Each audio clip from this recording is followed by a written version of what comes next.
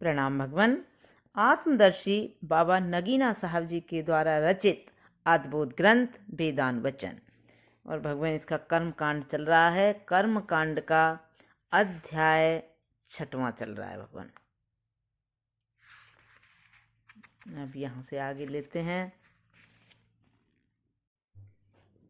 पंच प्राण के रहस्य चल रहे थे। अब भगवान यहाँ से आगे कंटिन्यू करते हैं। पृथ्वी में जो आकर्षण शक्ति है वही महाअपान है, क्योंकि वही पार्थिव व पृथ्वी निवासियों को सूर्य की ओर जाने से अपनी ओर बुलाती है और सूर्य की ओर से हटाती है। इसी महाअपान में आध्यात्मिक अपान उसी तरह सहायता पाता है जिस तरह एक खेमे की लकड़ियों को चारों ओर की डोरियां स्थिर रखती हैं और हवा की चोट से रोकती हैं। यह स्पष्ट है कि भूमि चारों ओर से बराबर हमको उसी तरह खींचती है जिस तरह डोरियां खेमे की लकड़ियों को बाहर से बराबर खींचती हैं, और इस भूमि देवता की कृपा से आध्यात्मिक अपान उसी तरह गुरुत्वाकर्षण पैदा करता है। जिस तरह खेमे की लकड़ियां उन डोरियों के खिंचाव में सीधी खड़ी होती हैं, उसी तरह गुरुत्वाकर्षण में हम भूमि पर चलते हैं। यदि आध्यात्मिक और आदि भौतिक अपान इस तरह गुरुत्वाकर्षण न बनाता तो निस्संदेह हम भी पृथ्वी में उसी तरह गिरकर चिमट जाते जैसा कि एक पत्थर गिरता हुआ पृथ्वी में लिपट जाता है। अतः यही पृथ्वी की शक्ति, पृथ्वी की बिजवानी है। इसी को संस्कृत में पृथ्वी का देवता बोलते हैं। पृथ्वी और सूर्य के बीच में जो अंतरिक्ष व आकाश है वही आदि भौतिक समान का मुख्य स्थान है, क्योंकि प्रत्येक वस्तु का पकना इसी आकाश में होता है, और जो इसमें वायु है वही व्यान का मुख्य स्थान है, क्योंकि प्रत्येक वस्तु की रोक वायु से होती है, और जो इसमें उष्णता है वही महान उदान का मुख्य स्थान है। इसी कारण प्रत्येक वस्तु का पालन पोषण उष्णता से होता है। ये बातें जो ऊपर वर्णन हुई हैं हम ही नहीं कहते, वरन पिप्लाद मुनि ने अश्वलायन ऋषि के प्रश्न पर इसी तरह उत्तर दिया है। अश्वलायन ऋषि ने पिप्लाद से पूछा, ये प्रश्नोपद में तीसरा प्रश्न है इनका।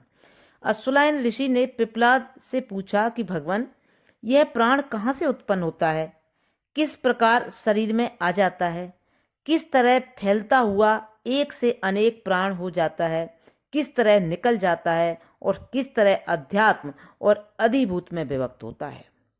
मुनि जी ने उससे कहा कि तुम गंभीर रहस्यों को जानना चाहते हो। हर कोई यह रहस्य नहीं समझ सकता, परंतु तुम भी रहस्यविदों में समझे जाते हो, इसलिए मैं उस बड़े रहस्य का दिग्दर्शन कराता हूं। आत्मा से यह महाप्राण प्रकट होता है। आत्मा से यह महाप्राण प्रकट होता है। इसके प्रकट होने में छाया का उदाहरण है। जिस प्रकार मनुष्य की छाया मनुष्य से निकलती है और तुच्छ होती है, उसी तरह यह प्राण आत्मा से निकलता और तुच्छ होता है।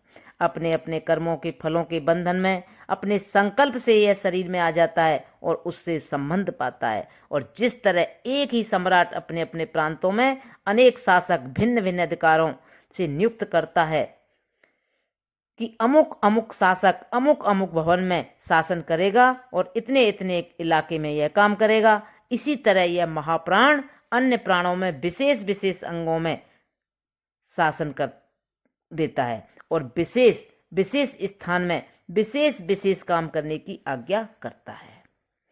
जैसे अपान को मुख्य करके गुदा और उपस्थ में बिठाता है, आंख नाक कान मुंह में प्राण को बिठाता है, आमाशय को समान में बिठाता है, जिससे वह कि भोजन पचावे, यही है जो अन्न को पचाता है। इसी से आध्यात्मिक प्राण या ज्ञानेंद्रियां किरणों की भांति मस्तिष्क में निकलती हैं और ज्ञान तथा चेष्टा की शक्ति का कारण होती हैं, और यही इंद्रियां मिलकर सूक्ष्म शरीर हैं जो मनुष्य देह की असलियत है। हृदय कमल से जो मांस का टुकड़ा है और जो जीवात्मा की मुख्य राजधानी है, 101 नाड़ियां निकलती हैं, और हर एक नाड़ी में फिर महीन नाड़ियां शाखाओं की भांति 100 निकलती हैं और हर एक शाखा में अति सूक्ष्म नाड़ियां शाखा प्रति शाखा की भांति 72 हजार निकलती और फैलती हैं। और ये नाड़ियां धमनी और सिराओं से बनाई गई हैं, उनमें ब्यान रहता है। इन नाड़ियों और नसों से जो एक नाड़ी सुषुम्ना ऊपर को जाती है और मस्तिष्क तथा हृदय को मिलाती है, उसमें उदान रहता है। जब कर्म के भोग इस शरीर में समाप्त हो जाते हैं, तब समस्त आध्यात्मिक इंद्रियां पहले सूक्ष्म शरीर में जो मन है लीन होती हैं और फिर मन को यह उदान प्राण उस तरह शिकार करके ले जाता है जिस तरह बाज पक्षी चिड़ियों को शिकार करके ले जाता है, और फिर उसी के पुण्य के अनुसार पुण्य लोक में देवता या सोमराज बनाता है और उसी के पाप के अनुसार पाप लोक में कीट पतंग के रूप में उठाता है और पाप पुण्य की समानता से मानवी चोला पहनाता है। सूर्य वास्तव में बाहर का प्राण है, नेत्रों पर कृपा करता हुआ यही प्राण उदय होता है। पृथ्वी में जो देवता है मनुष्य के अपान को संभालता हुआ बाहर का अपान है। यह जो आकाश है यही समान है, यह जो हवा है यही बाहर का ब्यान है, यह जो उष्णता है यही उदान है। यही कारण है कि जब मनुष्य में प्राण शक्ति बुझने लगती है तो यह उदान लौटता है, अर्थात गमन करता है। पहले ज्ञानेंद्रियां और कर्मेंद्रियां मन में लय होते हैं और फिर मन प्राण में लय होता है और प्राण उदान में लय होता है, और यह उदान जैसा मनुष्य का निश्चय और कर्म होता है उस भोक्ता को लिए ही हुए उन्हीं 3 सड़कों में से एक सड़क पर, जिसका उल्लेख ऊपर हो चुका है, एक के बाद दूसरा रूप बनाता उसी की इच्छा और विश्वास के अनुसार 3 लोकों में से एक लोक को ले जाता है और नए भोगों के लिए उठाता है।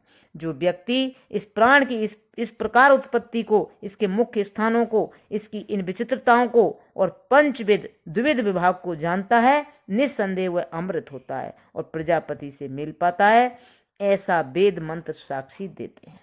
प्रणाम भगवान। अब यहाँ से आगे कर लेंगे। ओम शांति शांति शांति।